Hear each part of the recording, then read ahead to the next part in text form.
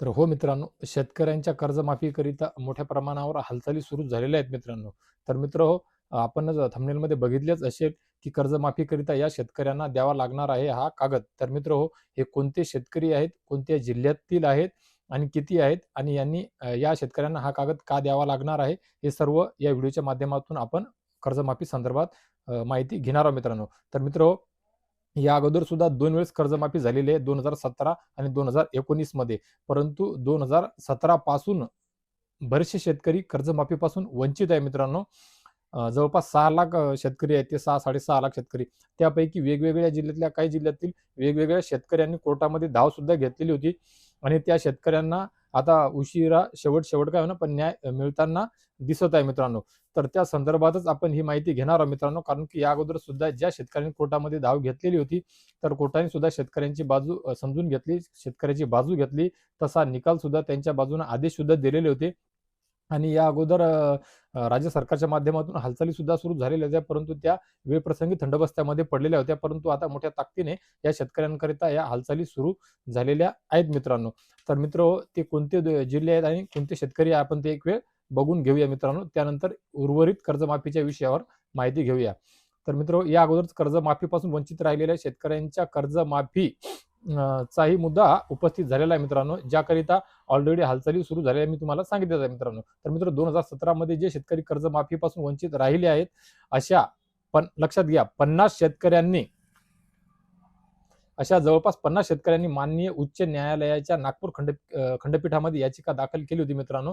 या याचिकेवर मे 2024 मध्ये खंडपीठाकडून निर्णय देण्यात आला. न्यायालयाने जिल्हा प्रशासन तसेच विभागाला सुद्धा या सहकार विभागाला शेतकऱ्यांच्या तक्रारीवर ठोस निर्णय घेण्याच्या सूचना दिलेल्या होत्या मित्रांनो. परंतु न्यायालयाच्या आदेशानंतर सुद्धा यावर तात्काळ ठोस उपाययोजना झालेल्या नव्हत्या मित्रांनो. पण आता माननीय न्यायालयात गेलेल्या शेतकऱ्यांचे अर्ज तपासणीसाठी पुढे नेण्यात आलेले आहेत मित्रांनो.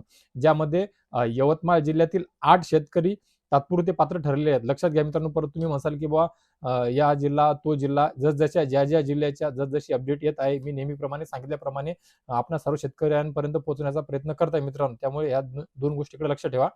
ज्यामध्ये यवतमाळ जिल्ह्यातील 8 शेतकरी तात्पुरते पात्र ठरले. सोबतच अकोला आणि अहिल्यानगर येथील काही शेतकऱ्यांचे अर्ज सुद्धा विचाराधीन आहेत मित्रांनो. लक्षात घ्या, अकोला आणि अहिल्यानगर या 2 ठिकाणचे सुद्धा काही शेतकरी आहेत, त्यांचे अर्ज सुद्धा विचाराधीन आहेत मित्रांनो.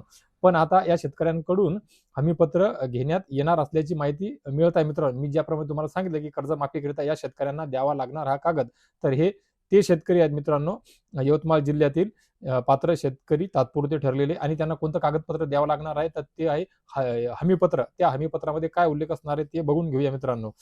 तर या हमीपत्रामध्ये मी आयकरदाता नाही, तपासणीत आयकरदाते असल्याचे आढळल्यास मिळालेली कर्जमाफीची रक्कम परत करेन, असे नमूद असल्याचे कळत आहे मित्रांनो. तर मित्रांनो, आपल्याला या कागदासोबतच हा बोध घ्यायचा आहे की खरोखरच कर्जमाफीकरिता मोठ्या प्रमाणामध्ये हालचाली सुरू झालेल्या आहेत. आता कर्जमाफी खऱ्या अर्थाने महायुतीने जाहीर केली होती, ते सत्तेत आले, त्यांना कर्ज माफी करणे बंधनकारक आहे. त्यापेक्षाही जास्त महत्त्वाचा विषय म्हणजे महाराष्ट्र राज्यावर खूप मोठा आसमानी संकट उभं येऊ घातलेलं आहे. खूप मोठ्या प्रमाणामध्ये शेतकऱ्यांचं, शेती पिकाचं, गुराढोराचं, गोठ्यांचं नुकसान झालेलं आहे. त्यामुळे सुद्धा कर्जमाफी करणे तेवढीच गरजेचं आहे. परंतु या कर्जमाफी होत असताना या अगोदरचे जे कर्जमाफीमध्ये वंचित राहिलेले शेतकरी आहेत, त्यांना सुद्धा या शेतकऱ्यांच्या सोबतच एव्हाना वेळ प्रसंगी या शेतकऱ्यांच्या अगोदर न्याय देणे खूप आवश्यक झालेलं आहे मित्रांनो. या सर्व शेतकऱ्यांचा न्याय महाराष्ट्रभर देणं, कारण की खूप मोठं नुकसान झालेलंच आहे. परंतु या शेतकऱ्यांना न्याय देत असताना त्या मागील कर्जमाफीपासून वंचित राहिलेल्या शेतकऱ्यांसोबत दुजाभाव होऊ नये, त्यांच्यासोबत अन्याय होऊ नये, ते कर्जमाफीपासून वंचित राहू नये, याकरिता त्यांचा सुद्धा विचार करणे खूप आवश्यक आहे मित्रांनो. तर त्याच्यासाठी चांगल्या मोठ्या प्रमाणामध्ये हालचाली सुरू झालेल्या आहेत मित्रांनो. तर मी सांगितल्याप्रमाणे हा जो हमीपत्र आहे, हे हमीपत्र त्यांना देणे बंधनकारक करण्यात येत आहे आणि त्यामध्ये आयकरदाता नसल्याचं आणि आयकरदाता असल्यास त्यांना ती रक्कम कर्जमाफीची परत करावी लागणार आहे, द्यावी लागणार आहे, हे नमूद करण्यात आलेलं आहे मित्रांनो. तर मी सांगितल्याप्रमाणे अकोला आणि अहिल्यानगर या 2 जिल्ह्यातील शेतकऱ्यांचे सुद्धा अर्ज कोर्टाच्या माध्यमातून विचाराधीन आहेत. त्यांना सुद्धा कर्जमाफी लवकरच मिळेल अशी अपेक्षा बाळगूया मित्रांनो. आणि यवतमाळ मधल्या ज्या तात्पुरते शेतकरी पात्र झालेले आहेत, त्यांना हे कागदपत्र द्यायची गरज आहे, हे सुद्धा आपण या व्हिडिओच्या माध्यमातून बघितलेलं आहे मित्रांनो.